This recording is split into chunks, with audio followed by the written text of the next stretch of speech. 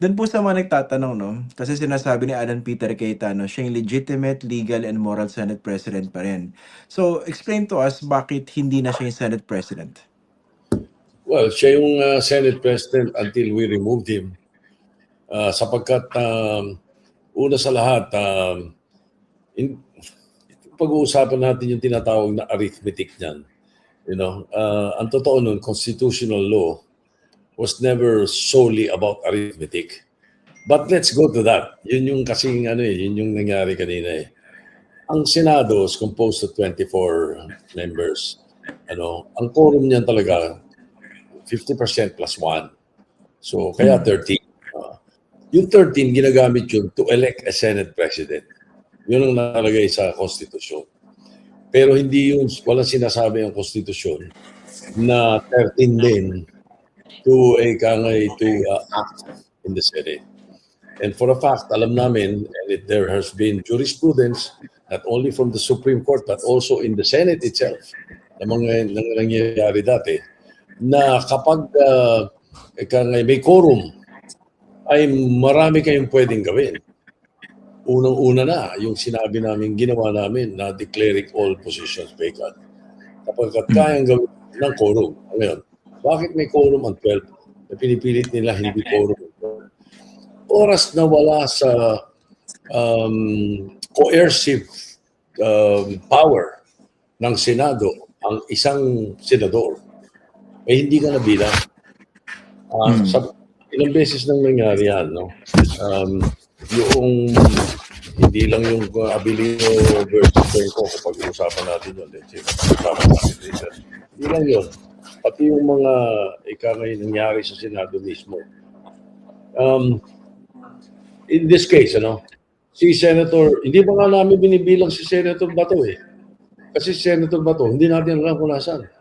Hindi naman siya within the coercive power of the Senate anymore. Hindi namin siya pwedeng sabihin pumasok. Di ba? Gustuin mo natin siya pumasok. Huwag na natin bilangin yun. Doon na lang tayo kay Senator Jingo Estrada. Senator Jingo Estrada is now within the power of the courts. He is no longer the coercive power of the Senate. And therefore, kung bibilangin tayo, 23 kami. Kung gusto mong bilangin si Bato, 23 kami. Sa 23, ang quorum 50% plus 1 is 12.5. 11.5 plus 1. Therefore, 12.5. Yan ang bilang nun. So, if you are outside the reach of the Senate, and it has not only been in the Supreme Court, but also in the practice of the Senate, ang 12 is a quorum. So yung 12, kanina, we declared all positions vacant, elected positions vacant. Inalis namin, sino-sino bang elected positions vacant?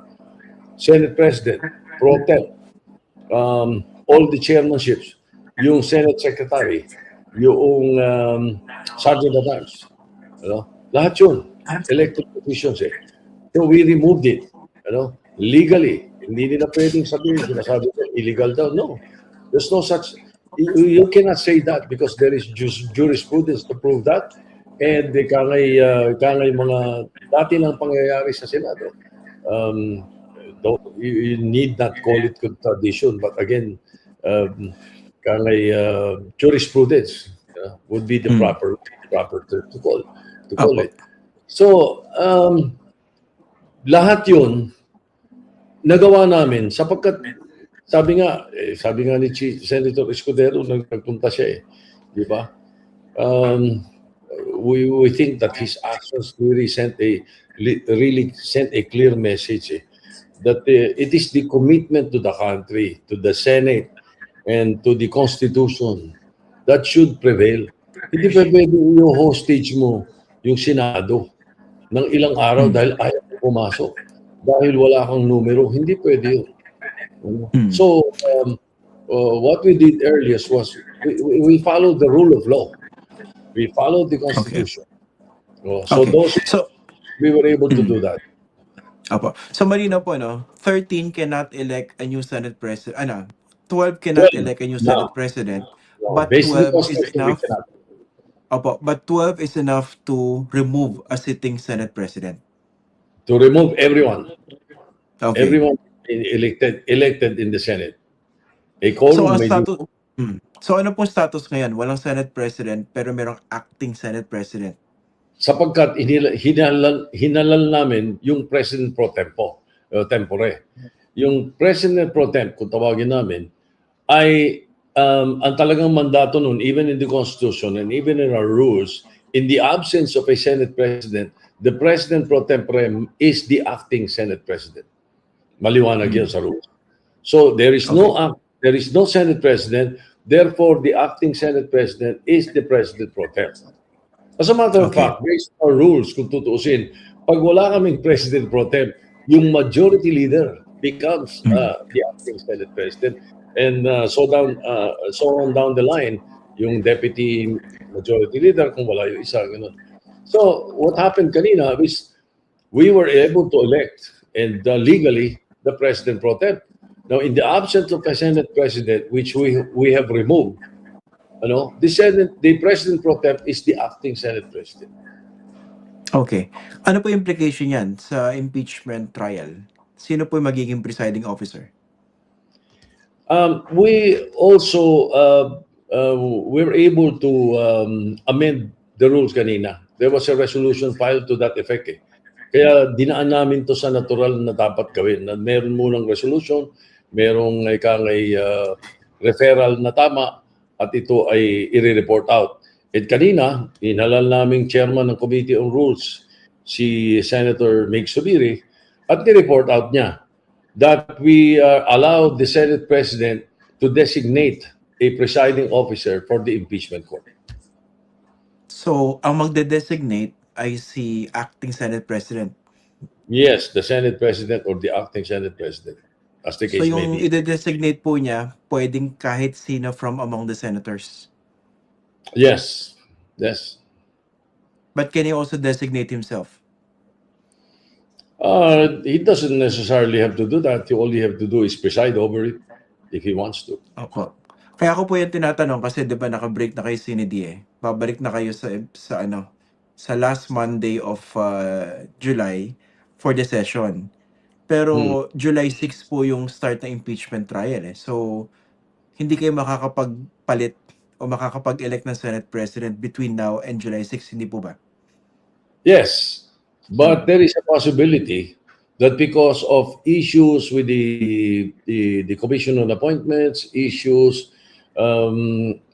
involving some very important measures in Congress, the President might just call a special session.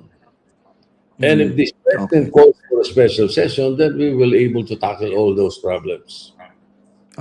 Kasi nga maraming nabinbin, no? Tsaka may mga promotion sa apektado, pati retirement dahil dito sa pang-hostage ni Alan Peter Cayetano doon sa session. Totoo, nalulungkot kami kasi hindi lang itong week na to, the other week, and the first week, even the first week after May 11, yung May 13, dapat itawag doon yung Commission on Appointments. Ang tumatawag ng Commission on Appointments is the chairman, and the chairman is the Senate President based on the Constitution. So, ang in-expect namin, natatawag yung Commission on Appointments na meeting sapagkat may mga nakapending. Ano importanteng pending doon? Hindi lang yung mga cabinet secretaries. Ang importante doon, may mga defense or may mga armed forces officers na nakabitin ng mga promotions. Merong mga birthday. Kung hindi ako nagkakamali ng bilang, 4 o 5 na mga generals na dapat ma-confirm namin ang kanilang promotion para pag-retire nila ay general sila at kung ano yung rango na inabot nila. Nabinbin sila eh. Nabinbin sila ng dalawang linggo. Tapos itong pangatlong linggo na ito na dapat natawag yung Commission on Appointments. So, hindi nakakapagtaka kung maawa ang Pangulo doon sa mga general na ito at itawag ang Commission on Appointments. And to be able to do that, there needs to be a special session that can be called by President.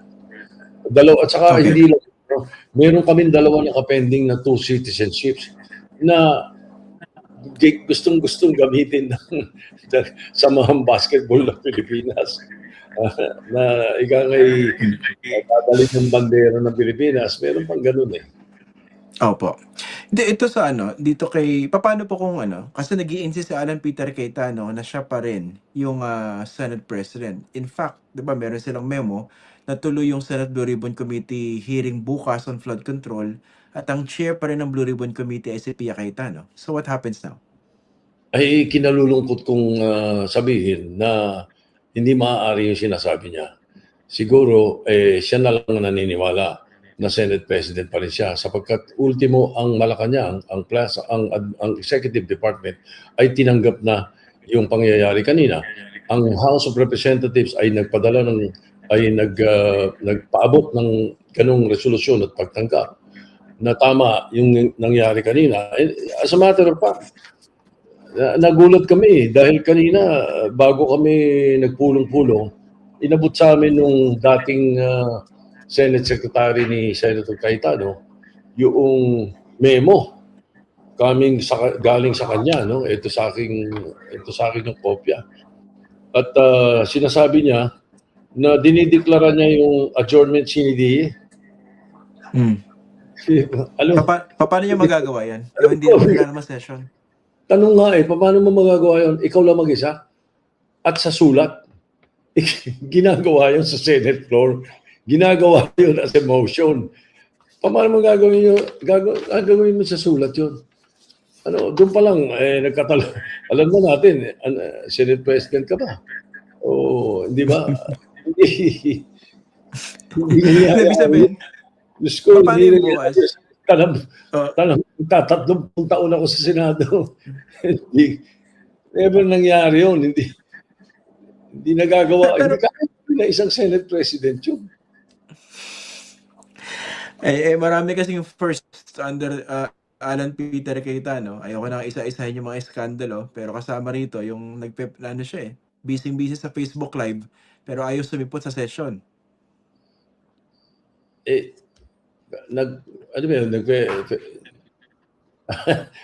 Facebook Live. Kaya siguro kakaroon ng biruan doon sa amin sa Senator Lounge na yung mga senador pag walang ginagawa tawag sa selling? Yung online selling. Online selling. Mag-online selling na daw. Nakabiruan doon. Pero nga po, paano bukas? Kunwari, you're pretty confident na walang susunod sa kanya from among the Senate staff. So walang mag-mobilize ng logistics para magkaroon ng hearing. Meron ng chairman ang Blue Ribbon. Inelect namin kanina si Erwin Tulfo, who was previously a vice chairman. And what he did, as far as I know, earlier, he rescheduled the hearing that was supposed to be tomorrow dahil biglaan yan, may gulo yan, may mga rally-rally kung sino-sino. So he moved it for Monday. Tuloy yung Blue Ribbon hearing, pero sa Monday niya minove. Hindi bukas. Okay. And now he is chairman. So if there is any hearing na gagawin bukas, wherever, whatever, that will be a meeting of somebody. But it's not definitely a legitimate Senate Blue Ribbon hearing. Okay, correct me if I'm wrong, sir, no? Ito po kasi i-reading ko dyan kung bakit biglang nag-schedule ng Blue Ribbon Committee out of the blue, etong committee under the Cayetano majority before, bukas. Parang gagamitin niya ito para dahilan no? For his own interest to remain as Senate President. Dahil kita nyo na, pinipigilan nila yung pag-hold ng Blue Ribbon Committee hearing dito sa araw ng Huwebes. Kaya ayaw naming pumasok dito sa last 3 session days. Kumbaga nakaangkla yan sa naratibo nila na itong grupo ninyo ayaw nyo talagang imbestigahan yung flood control issue. Yun ang ginagamit niyang issue, di ba? Gamit na gamit niya ngayon Anong tingin niyo po ron? Well, sobrang hindi nakakaintindi, maniniwala doon. Sapagkat meron kaming 3 weeks, meron kaming, pagpalagay na natin yung first week, hindi, naging busy. Tapos nagkaroon ng takasan ng Wednesday ng gabi na may atake na kung sino. Pagpalagay natin. Pero the following week, on this week, we could have had sessions. And we could have done that. Di ba? At pwede itinawag yun. Bakit gagamitin dahilan yun? Dahil biglang nag-schedule yung ganito at pinipigil. Hindi namin pipigilan yun. definitely, gusto nga namin yung may mga hearing na ganyan eh. Sapagkat sino ba mga ikangay pinag-uusapan doon? Hindi ba may mga ibang congressman at saka may mga ibang senador din na pinag-uusapan doon? I cannot accept that. I cannot believe that as a reason for what happened. Ito talagang kahit na yung mga kababayan natin, pag nakikita ko, majority of our countrymen are not happy and not satisfied with what's happening in the Senate. Na baboy ang Senate in the last so many weeks. Ganun ang dating sa kanila. Kaya ako nga nahihiya dahil isipin mo, sana hindi nagkaganon. And hopefully, because of what happened today, and nakita natin yung magnanimity ni Senator Chico Escudero na pinunuan niya yung pagkukulang ng aming mga kasama. Pinunuon niya. Nilagyan niya ng kapunuan, di ba? So, ang laking bagay nun because nabasa ko yung statement niya. Sabi niya, hindi na niya matanggap eh. It's untenable eh. Sabi niya na yung uma-absent ang Senate President para wag lang tumawag ng session. Tapos ang mga dahilan di lang mga flimsy. And then, nabanggit din na based on our Senate rules itself, no? Hindi pwedeng mag-suspend ang Senate President kung hindi ka magkukonsulta. Ano yun Rule 40 of the Senate Rules, Section 1. The Senate President, after consultation with the minority leader, majority leader and the minority leader, before postponing or holding a session, never inausap ako yung minority leader in this past so many days. So, completely violating the rules of the Senate itself.